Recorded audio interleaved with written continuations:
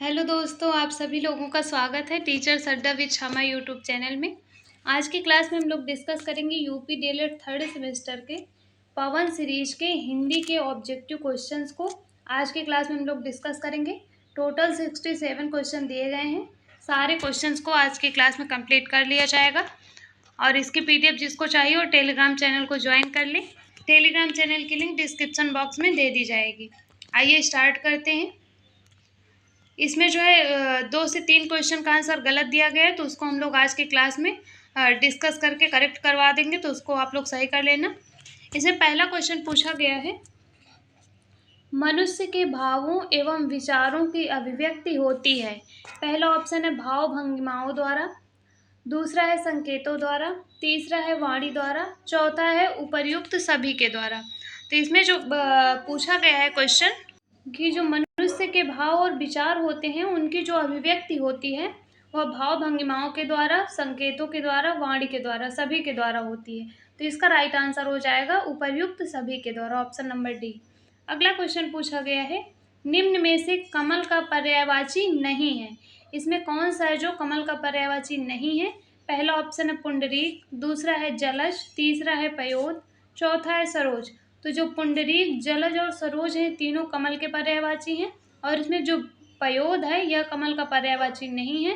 तो इसका right answer हो जाएगा ऑप्शन नंबर सी। जो पयोद होता है यह बादल का पर्यायवाची है। तो ये आप लोगों को याद रखना है। नेक्स्ट क्वेश्चन पूछा गया है, मृत्यु की इच्छा रखने वाला, इसके लिए एक शब्द क्या होगा? इसमें पूछा गया है जो मृत्यु की इच्छा रखने वाला है उसके लिए एक शब्द आप लोगों को बताना है। तो इसमें जो है इसका राइट आंसर हो जाएगा मुमूर्षु, ऑप्शन नंबर डी इसका राइट आंसर होगा। अगर आप लोगों से यहीं पर पूछा जाए कि मृत्यु की इच्छा, तब हो जाएगा मुमूर्षा।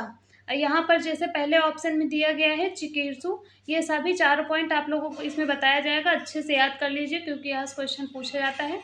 जैसे चिकीर्षु का पूछा जाए तो इसका हो जाएगा किसी कार्य को करने की इच्छा रखने वाला। अगर आप लोगों से चिकीर्षु का पूछा जाएगा तो ये आप लोगों को याद रखना है। नेक्स्ट जैसे इसमें दिया गया है युयुत्सु, तो इसका हो जाएगा युद्ध की इच्छा रखने वाला। अगर आप लोगों से युयुत्सा पूछा जाए तब होगा युद्ध की इच्छा, लेकिन अगर यहाँ पे युयुत्सु है तो इसका हो जाएगा युद्ध की इच्छा रखने वाला। और नेक्स्ट में दिया गया है मुमुक्षु, ऑप्शन नंबर सी में दिया गया है मुमुक्षु, तो इसका हो जाएगा मोक्ष की इच्छा रखने वाला। ये सारे आप लोगों को याद रखना है। बाकी इसका जो है एक शॉर्ट वीडियो में जितने इंपॉर्टेंट है उनको अनेकार्थक शब्द के रूप में करवा दिया जाएगा।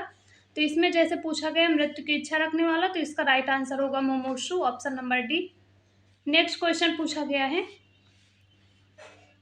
अनौपचारिक स्थल है। इसमें पूछा गया अनौपचारिक स्थल कौन सा है?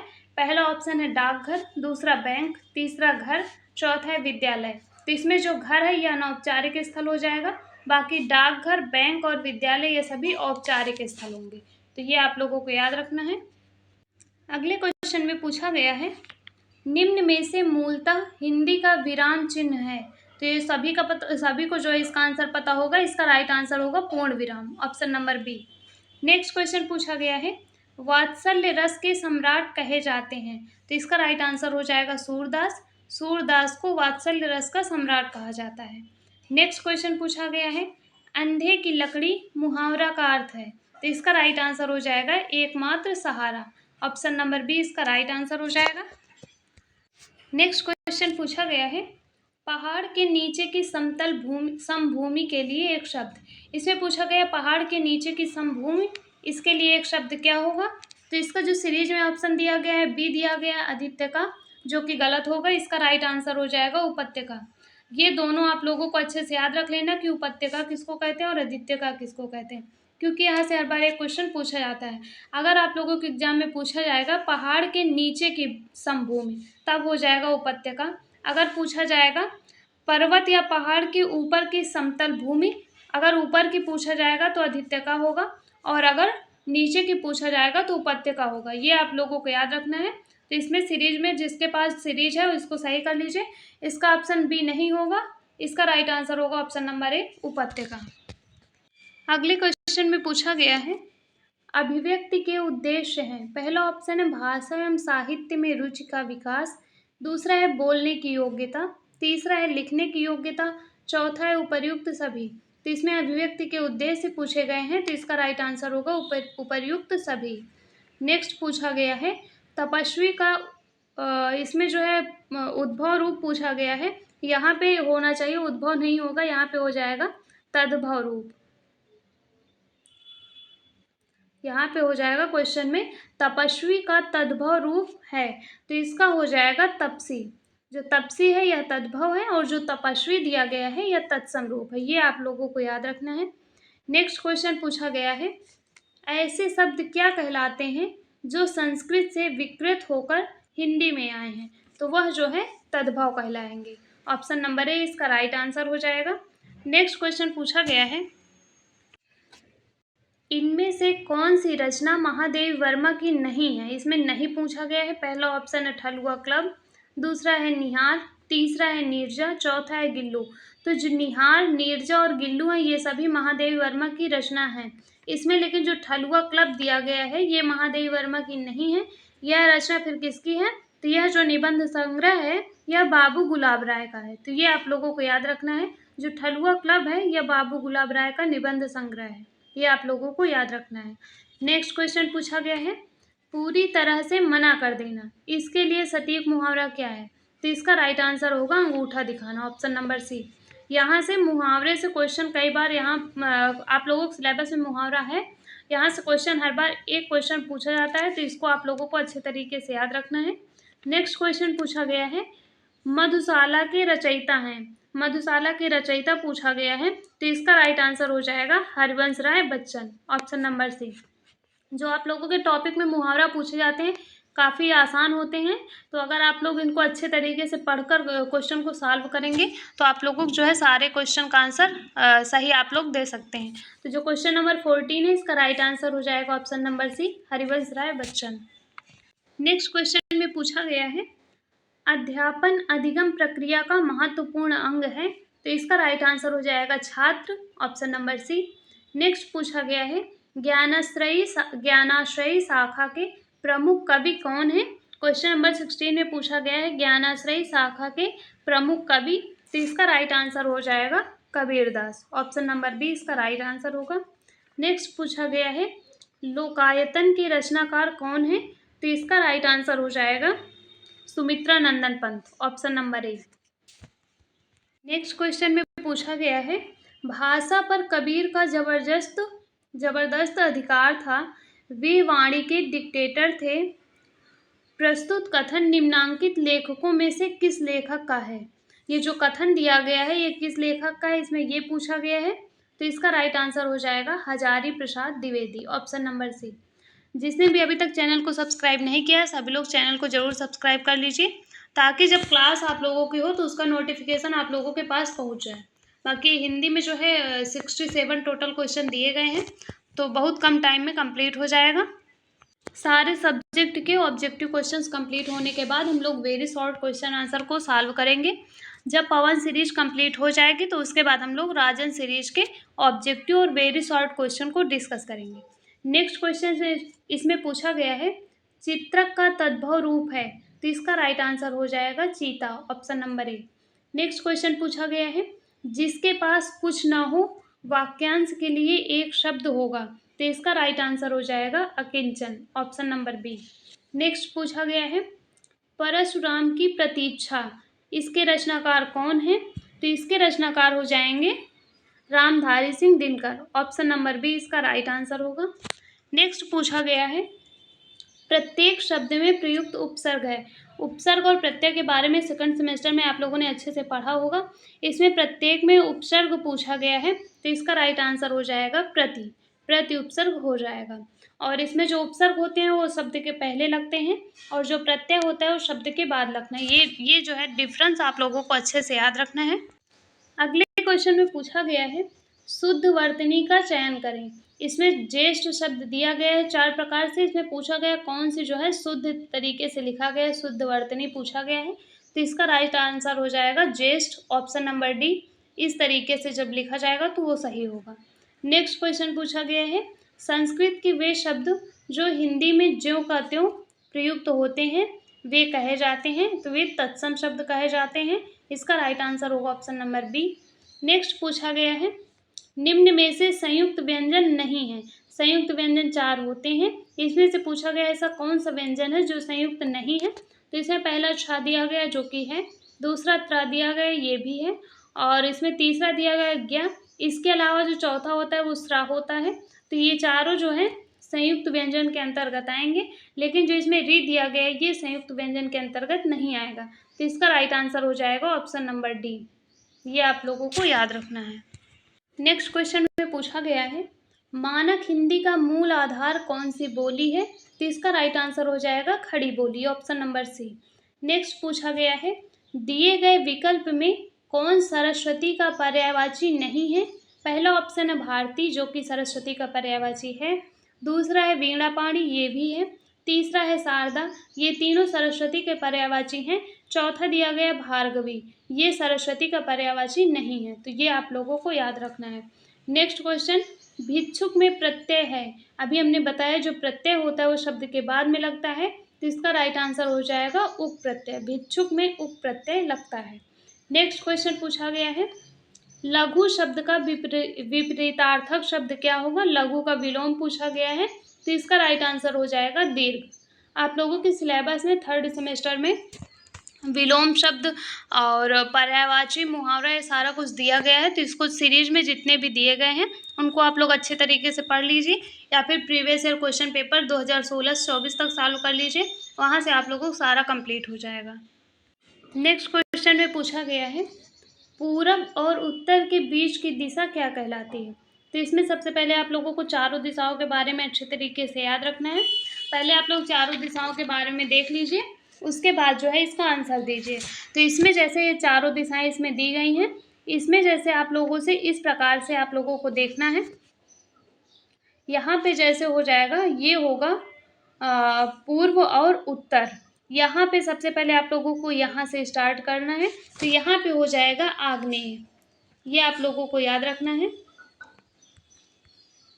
यहाँ पे लिखने में प्रॉब्लम हो रही है, देखो यहाँ पे कैसे जो है आप लोगों को समझाने के लिए किसी तरह से लिख दिया गया है, बाकी हम बोल देते हैं, आप लोग इसमें देख लीजिए।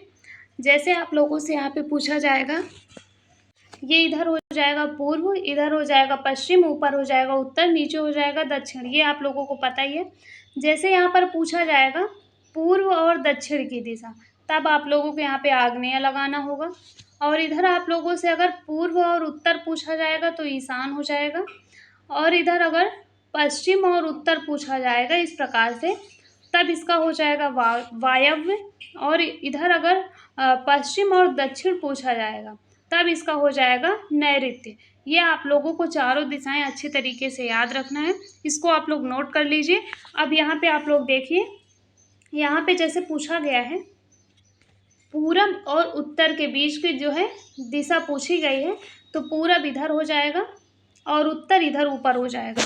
तो ये आप लोगों को याद रखना है, पूर्व और उत्तर के बीच में पूछा गया है, तो इसके बीच में ये ईशान यहाँ पे दिया गया है, तो इसका राइट आंसर हो जाएगा ईशान। ऑप्शन नंबर बी इसका राइट आंसर होगा। इसी प्रकार से अगर आप लोगों से यहाँ पे पश्चिम और उत्तर के बीच में पूछा जाएगा तो वायव्य हो जाएगा। तो ये चारों दिशाएं आप लोग नोट कर लीजिए। कंपटीशन में भी कोई भी एग्जाम हो जहाँ पे हिंदी पूछी जाती है वहाँ पे जो है ये दिशाओं से एक क्वेश्चन पूछा जाता है।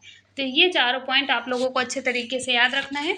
नेक्स्ट क्वेश्चन पूछा गया है सूरदास की रचना है। इसमें पूछा गया सूरदास की कौन सी रचना है, तो इसका राइट आंसर हो जाएगा साहित्य लहरी। ये पॉइंट आप लोगों को याद रखना है। नेक्स्ट पूछा गया है कबीर के सूफी गुरु कौन थे, तो इसमें ऑप्शन के अकॉर्डिंग आप लोगों को इसका राइट आंसर शेख तकी हो जाएगा।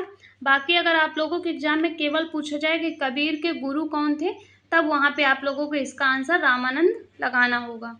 अगर कबीर के गुरु पूछा जाएगा तो रामानंद हो जाएगा, और यहाँ पे पूछा गया है कबीर के सूफी गुरु, तो ऑप्शन के अकॉर्डिंग आप लोगों को शेख तकी लगाना होगा। इसका राइट आंसर हो जाएगा ऑप्शन नंबर ए। अगले क्वेश्चन में पूछा गया है क्या भूलूं क्या याद करूं की विधा है, कौन सी विधा है, तो इसका राइट आंसर हो जाएगा यह आत्मकथा है, ऑप्शन नंबर ए। अगले क्वेश्चन में पूछा गया है मुंशी प्रेमचंद की वह रचना जो अधूरी रह गई, तो इसका राइट आंसर होगा मंगलसूत्र। नेक्स्ट क्वेश्चन घड़ी साज शब्द है, तो यह संकर शब्द है, इसका आंसर होगा ऑप्शन नंबर बी। नेक्स्ट पूछा गया है रसाल जो है पर्यायवाची शब्द है। रसाल किसका पर्यायवाची शब्द है? तो इसका राइट आंसर हो जाएगा आम का, option number C. Next question में पूछा गया है, कबीरदास हिंदी भक्ति काव्य धारा डैश के कवि थे। जो कबीरदास थे हिंदी भक्ति के किस काव्य धारा के कवि थे? पहला ऑप्शन है ज्ञान मार्गी, दूसरा है ज्ञानाश्रयी, तीसरा है आ और बा दोनों, चौथा है इनमें से कोई नहीं। तो इसका राइट आंसर हो जाएगा आ और बा दोनों, क्योंकि जो कबीरदास थे यह निर्गुण भक्ति धारा के ज्ञान मार्गी उपशाखा के कवि थे। तो जो ज्ञान मार्गी और ज्ञानाश्रयी होता है सेम ही होता है। तो इसका राइट आंसर हो जाएगा ऑप्शन नंबर सी, आ और बा दोनों। सीरीज में इसका आंसर ज्ञानाश्रयी दिया गया है, जो कि गलत होगा। इसका राइट आंसर होगा ऑप्शन नंबर सी। नेक्स्ट पूछा गया है, सूरदास की कृतियां हैं, इसमें सूरदास की रचनाएं कौन कौन सी ये पूछा गया है। तो इसमें पहला ऑप्शन है सूरसागर, दूसरा है साहित्य लहरी, तीसरा है सूर सारावली, चौथा है उपरोक्त सभी। तो इसका राइट आंसर होगा उपरोक्त सभी। नेक्स्ट क्वेश्चन पूछा गया है, तुलसीदास ने रामचरितमानस की रचना की थी, कहाँ की थी? तो इसका राइट आंसर होगा अयोध्या में, ऑप्शन नंबर बी। नेक्स्ट पूछा गया है, तुलसीदास जी के काव्य भेद हैं। पहला ऑप्शन इसमें दिया गया है प्रबंध काव्य, दूसरा मुक्तक काव्य, तीसरा गीति काव्य, चौथा है उपरोक्त तीनों। तो इसका राइट आंसर हो जाएगा ऑप्शन नंबर डी, उपरोक्त तीनों। नेक्स्ट पूछा गया है, बिहारी जी का जन्म कब हुआ? पहला ऑप्शन है 1601 में, दूसरा 1602 में, तीसरा है 1603 में, चौथा है इनमें से कोई नहीं। तो इसमें ऑप्शन के अकॉर्डिंग आप लोगों को जो है राइट आंसर लगाना होगा ऑप्शन नंबर सी 1603। ऑप्शन के अकॉर्डिंग इसमें जो है 1603 राइट आंसर इसका हो जाएगा। नेक्स्ट क्वेश्चन पूछा गया है, बिहारी के काव्य का प्रमुख रस है। तो इसका राइट आंसर हो जाएगा श्रृंगार रस, ऑप्शन नंबर सी। नेक्स्ट पूछा गया है, मैथिली शरण गुप्त की वीर रस प्रधान पुस्तक कौन सी थी? तो इसका राइट आंसर हो जाएगा Bharat Bharati, option number C. Next पूछा गया है, अयोध्या सिंह उपाध्याय हरिऔध को मंगला प्रसाद पारितोषिक किस रचना पर प्राप्त हुआ? तो इसका जो है राइट आंसर हो जाएगा प्रिय प्रवास, ऑप्शन नंबर सी इसका राइट आंसर होगा। नेक्स्ट क्वेश्चन में पूछा गया है, जयशंकर प्रसाद की किस कृति को अमूल्य धरोहर कहा गया है? तो इसका राइट आंसर हो जाएगा कामायनी को, ऑप्शन नंबर सी। नेक्स्ट पूछा गया है, शब्दों का वर्गीकरण कितने प्रकार से किया जा सकता है? तो इसका राइट आंसर होगा 4 प्रकार से, ऑप्शन नंबर बी इसका राइट आंसर होगा। जो शब्दों का वर्गीकरण है उत्पत्ति के आधार पर 4 प्रकार से किया जा सकता है। पहला हो जाएगा तत्सम, दूसरा होगा तद्भव, तीसरा हो जाएगा देशज और चौथा हो जाएगा विदेशज। ये आप लोगों को याद रखना है। नेक्स्ट इसमें पूछा गया है, गाय किस प्रकार का शब्द है? तो इसका जो है राइट आंसर हो जाएगा वह हो जाएगा एकार्थी शब्द है, ऑप्शन नंबर बी इसका राइट आंसर होगा। नेक्स्ट पूछा गया है, दिए गए विकल्पों में से अनेकार्थी शब्द की पहचान कीजिए। ऐसा कौन सा जो है शब्द है जिसके जो है अनेक अर्थ निकलते हैं, तो उसके आप लोगों को पहचान करना है, वो आंसर आप लोगों को टिक करना है। तो इसमें जो है पहला ऑप्शन दिया गया है लोहा, जो कि नहीं होगा, दूसरा है कलम, ये भी नहीं होगा, तीसरा जो इसमें हंस दिया गया है ये इसका राइट आंसर होगा, क्योंकि जो हंस है इसके अनेक अर्थ हैं, जैसे इसमें प्राण हो सकता है, सूर्य हो सकता है, आत्मा और पक्षी, ये 3-4 जो है इसके अनेक अर्थ हो सकते हैं, अनेक शब्द हो सकते हैं। तो इसका राइट आंसर हो जाएगा हंस, option number C. Next question में पूछा गया है, भाषाई कौशल नहीं है, इसमें कौन सा है जो भाषाई कौशल नहीं है? तो भाषाई कौशल कौन कौन से होते हैं? सबसे पहले ये आप लोगों को याद रखना है, तो 4 होते हैं। सुबोपाली, ये सभी आप लोगों ने फर्स्ट सेमेस्टर में पढ़ा ही होगा। जैसे सु है इसका हो जाएगा सुनना, बोलना, पढ़ना, लिखना, ये चारों भाषाई कौशल हो जाएंगे। इसमें नहीं पूछा गया है, तो इसका राइट आंसर हो जाएगा गद्य, ऑप्शन नंबर ए, ये भाषाई कौशल के अंतर्गत नहीं आएगा। नेक्स्ट क्वेश्चन से पूछा गया है, गद्य का अर्थ है, तो गद्य का अर्थ हो जाएगा कहना, ऑप्शन नंबर बी इसका राइट आंसर होगा। नेक्स्ट पूछा गया है, रचना का अर्थ है, इसमें रचना का अर्थ आप लोगों को बताना है, तो इसका राइट आंसर होगा क्रमबद्ध करके प्रस्तुत करना, ऑप्शन नंबर सी इसका राइट आंसर होगा। नेक्स्ट इसमें पूछा गया है, भाषा के मुख्य तत्व हैं। भाषा के कौन कौन से मुख्य तत्व हैं? पहला ऑप्शन है संकेत, दूसरा ध्वनि, तीसरा चिन्ह, चौथा है उपरोक्त सभी। तो इसका राइट आंसर होगा उपरोक्त सभी। नेक्स्ट क्वेश्चन पूछा गया है, भाषा का ज्ञान है। पहला ऑप्शन है अर्जित संपत्ति, दूसरा है पैतृक संपत्ति, तीसरा है वास्तविक संपत्ति, चौथा है आदर्श संपत्ति। तो इसका राइट आंसर हो जाएगा अर्जित संपत्ति, option number A. Next question में पूछा गया है, भाषा का मुख्य तत्व है। पहला ऑप्शन है भाव एवं विचार, दूसरा है अभिव्यक्ति, तीसरा है अ और ब दोनों, चौथा है इनमें से कोई नहीं। तो इसका राइट आंसर हो जाएगा अ और ब दोनों, क्योंकि भाषा के मुख्य तत्व के अंतर्गत भाव एवं विचार, अभिव्यक्ति दोनों आ जाएगा। नेक्स्ट पूछा गया है, मनुष्य के भावों की अभिव्यक्ति होती है। पहला ऑप्शन है संकेतों के द्वारा, दूसरा है वाणी के द्वारा, तीसरा है भाव भंगिमाओं के द्वारा, चौथा है उपरोक्त सभी। तो इसका राइट आंसर होगा उपरोक्त सभी, ऑप्शन नंबर डी। नेक्स्ट पूछा गया है, रचना का अर्थ है। तो इसमें पहला ऑप्शन है निर्माण, दूसरा सजाना, तीसरा नवसृष्टि, चौथा है उपरोक्त सभी। तो इसका राइट आंसर होगा उपरोक्त सभी, option number D. Next question में पूछा गया है, मानव अपने भावों को ध्वन्यात्मक रूप में प्रकट करता है, उसे मौखिक अभिव्यक्ति कहते हैं। यह कथन किसका है? तो इसका राइट आंसर होगा रमन बिहारी लाल का यह कथन है, ऑप्शन नंबर ए इसका राइट आंसर होगा। नेक्स्ट पूछा गया है, मौखिक अभिव्यक्ति में नहीं आता है। पहला ऑप्शन है वार्तालाप, दूसरा है भाषण, तीसरा है पत्र लेखन, चौथा है कविता लेखन। तो इसमें जो पहला है वार्तालाप जो है यह मौखिक अभिव्यक्ति के अंतर्गत आएगा, दूसरा है भाषण, ये भी मौखिक अभिव्यक्ति के अंतर्गत आएगा, लेकिन इसमें जो पत्र लेखन और कविता लेखन है ये दोनों जो है लिखित अभिव्यक्ति के अंतर्गत आएंगे। तो इसमें पूछा गया कौन सा नहीं है, सीरीज में जो है इसका आंसर दिया गया है द, तो इसमें एक को हम लोग नहीं मान सकते हैं। कविता लेखन और पत्र लेखन दोनों जो है इसमें इसके अंतर्गत आएंगे, लिखित अभिव्यक्ति के अंतर्गत आएंगे। तो ये आप लोगों को अच्छे तरीके से याद रखना है, इसमें पत्र लेखन भी हो जाएगा और कविता लेखन भी हो जाएगा, दोनों इसके स और द दोनों इसके राइट आंसर हो जाएंगे। नेक्स्ट इसमें पूछा गया है, अगले क्वेश्चन में पूछा गया है, मौखिक अभिव्यक्ति की विशेषताएं हैं। पहला ऑप्शन है शुद्ध उच्चारण, दूसरा शुद्ध भाषा की अभिव्यक्ति, तीसरा सशक्त भाषा, चौथा है उपरोक्त सभी। तो इसका राइट आंसर होगा उपरोक्त सभी। नेक्स्ट पूछा गया है, लिखित अभिव्यक्ति का उद्देश्य है। पहला ऑप्शन है स्वतः लेखन में रुचि, दूसरा है श्रुति लेखन, तीसरा है शब्दकोश में वृद्धि, चौथा है उपरोक्त सभी। तो इसका भी राइट आंसर हो जाएगा उपरोक्त सभी। नेक्स्ट पूछा गया है, प्राथमिक स्तर पर बच्चों में भाषा का विकास किया जाना चाहिए। तो इसमें पहला ऑप्शन है वर्णमाला के द्वारा, दूसरा लेखन के द्वारा, तीसरा है वार्तालाप के द्वारा, चौथा दिया गया है सुलेख के द्वारा। तो इसमें जो इसका राइट आंसर होगा वह हो जाएगा वार्तालाप के द्वारा, इसमें जो राइट आंसर होगा वो होगा वर्णमाला के द्वारा, ऑप्शन नंबर ए इसका राइट आंसर होगा, क्योंकि इसमें पूछा गया है कि प्राथमिक स्तर पर भाषा का विकास किस प्रकार से बच्चों में किया जा सकता है। तो इसका जो है राइट आंसर होगा वर्णमाला के द्वारा। बाकी जो है वार्तालाप के भी द्वारा जो है विकास होता है, लेकिन इसमें प्रॉपर तरीके से पूछा गया है कि भाषा का विकास प्राथमिक स्तर पर बच्चों में किस प्रकार से किया जा सकता है। तो जो प्रायोरिटी दी जाएगी वो होगी ऑप्शन नंबर ए वर्णमाला के द्वारा। तो ये आप लोगों को याद रखना है। नेक्स्ट क्वेश्चन पूछा गया है, रात्रि का पर्याय नहीं है। इसमें रात्रि का पर्याय कौन सा नहीं पूछा गया है। पहला ऑप्शन है यामिनी जो कि हो जाएगा, दूसरा विभावरी, तीसरा है रैन, चौथा है सौदामिनी।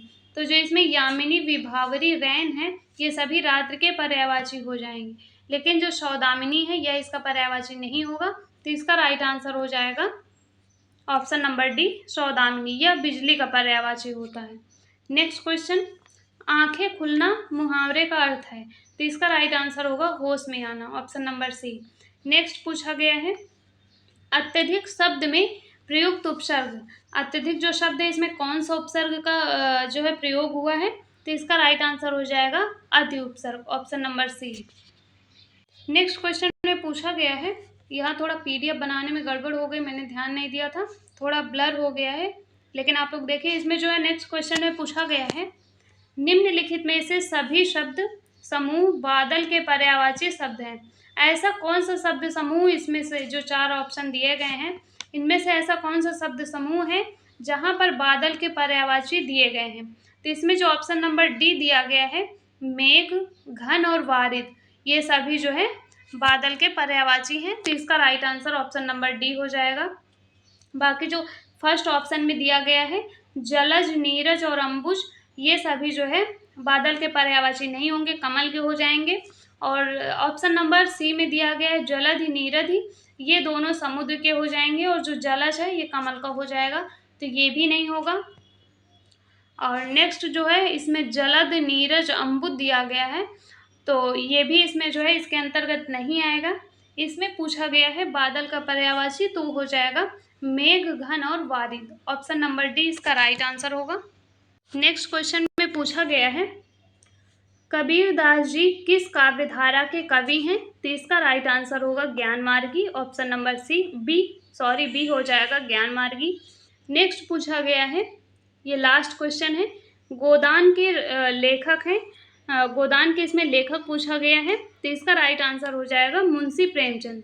काफ़ी इम्पॉर्टेंट ये है, गोदान के प्रेमचंद, ये कई बार जो है गोदान के लेखक पूछे जाते हैं, तो इसका राइट आंसर हो जाएगा option number D, Munshi Premchand. तो हिंदी में पवन सीरीज में 67 क्वेश्चन दिए गए थे।